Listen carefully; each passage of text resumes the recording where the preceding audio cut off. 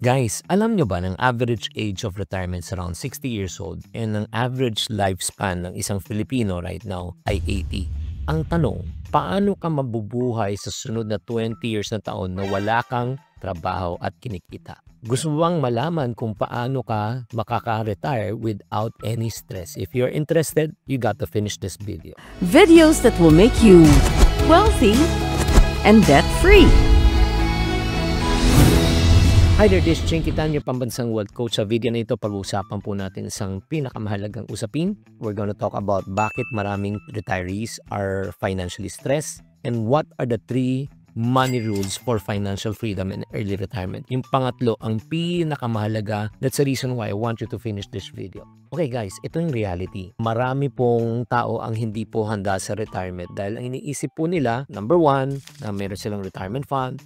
Number 2, ang reality, meron silang aasahan, may mga kamag-anak o may mga anak na mag-aalaga sa kanila. Yan ang expectation. Pero ano ang realidad? Realidad, number 1, hindi talaga magkakasya yung tinatawag nating pensyon na makukuha mo minsan sa government. Minsan panggamot lang yan. Pangalawa, kahit minsan gustong tumulong ng inyong mga anak, minsan wala po silang kakayanan na tumulong. Kaya nga ito yung tanong ko at challenge ko po sa inyo right now. I hope that you will start thinking and asking questions like, anong gagawin mo pagka kulang ang pension? Paano na kung magkasakit or may emergency? Sino ang mga anak na tutulong sa'yo? O worst case scenario, maghahanap ka ba ulit ng trabaho kahit senior ka na? Alam mo, nakakapagod man isipin, pero ito ang realidad ng mga retirees. Kaya ngayon, pag-uusapan natin ang 3 money rules na makakatulong po sa inyo. Let's talk about number 1. Number 1 po, money rule is stop buying things that don't appreciate in value while you are young. While you are young. Marami sa atin ginagawa kasing reward system yung pagkita natin. Bagong phone, designer bags, travel, luxury, cars, di ba? Pero tanungin mo sa sarili mo, ano ang magiging ambag nito in the future?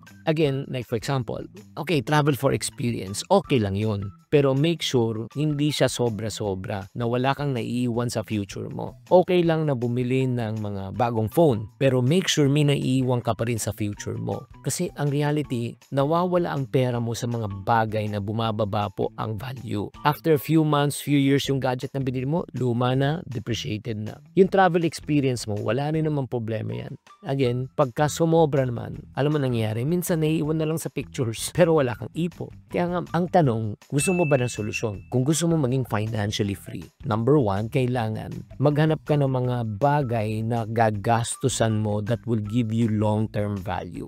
Iwasan po natin yung mga Deserve ko to. okay lang na maging deserve ko to kung galing ito sa prutas na mga investment na ginawa mo, sa negosyo na kinikita mo. Ang prioridad mo talaga is financial growth, hindi yung financial status mo, hindi yung social status mo. Kasi ito yung na-realize ko sa bawat luxury items na binibili mo ngayon, alam mo ginagawa mo, ipinagliliban mo ang kalayaan mo sa hinaharap.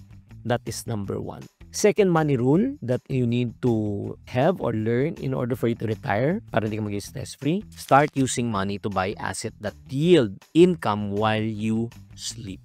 Parati ko sinasabi, ladies and gentlemen, if you cannot afford to earn money while you're sleeping, traveling, taking a bath, showering, you cannot afford to retire for the rest of your life. Why? The moment you stop working, you stop earning, but you don't stop spending. Isipin mo to. Huwag mo na isipin. Dalhin na lang kita ng March 2020. Diba? Ano po nangyari sa mundo? Lockdown. Nung nagtumigil ang trabaho mo, tumigil ang negosyo mo, meron ka bang pinagkukunan na pera? Alam mo kung wala, ito ang dahilan, isa sa mga dahilan na pwedeng magpahirap sa inyo in the future. As a matter of fact, nung nangyari po ng March 2020, that is already a parang preview of retirement. Nagigets nyo? Ito lang reality. Kung nakaasa ka lang sa sweldo, ang problema, tumitigil ang sweldo pag tumitigil ang trabaho. Kapag hindi ka nag-invest, naku, maniwala ka, maghihirap ka sa buhay retirement. Ang daming mga challenges Mahirap asahan ang mga bagay na hindi talaga pwede asahan. Kaya nga, ito lang mga ka-friendship. Right now, I hope that you will open your mind, starting right now, pag may pera ka, mag-invest ka. Paano? Properties. Magaganda sa properties, number 1, nag-appreciate in price. Number 2, in the near future, kung meron extra property, pwede mo iparent. So you get what we call as passive income. Matuto ka mag-invest sa mga paper assets. Pag-aralan mo, like stocks, mutual funds, time deposit, T-bills, Pag-ibig MP2, tapos meron pang yung sa SSS. Marami na pong mga financial instruments na pwede natin paglagakan na pera. Ang kagandahan din also, pag-aralan nyo pa yung mga other income opportunities na online-based, di ba? Kahit nasa bahay, pwede kang kumita. Alam mo guys, ito lang itong pakiusap ko. One of the best investment na talagang that can help you to 2 times, 3 times, 10x your when you learn how to invest in yourself. Pag natuto ka ng panibagong idea, panibagong skills, panibagong business.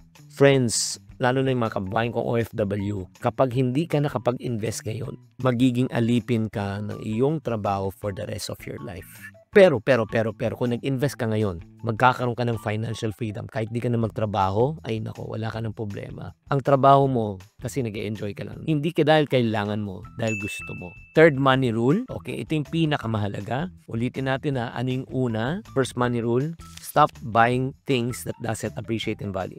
Number 2, start using your money to buy asset that can yield you money while you're sleeping. Number 3, ito yung pinaka-importante. Pag hindi nyo nagawa to, wala yung 1 and 2. You have to give up in order for you to go up.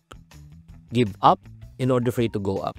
This is what we call the law of sacrifice. This is a serious question that I would like to ask you, my friend. Gusto mo ba talaga umasenso? Kung sagot mo, type yes sa comment section kung gusto mo. This is what you need to do. Kailangan mong magsakripisyo.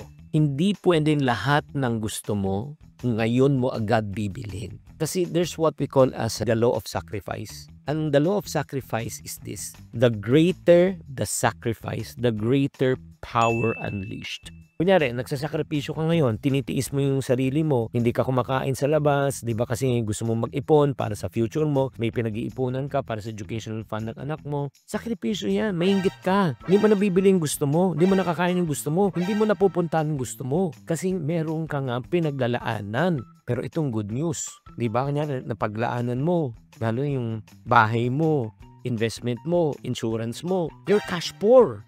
When you say cash poor, lahat ng kinikita mo, nababayad. Parang, wow.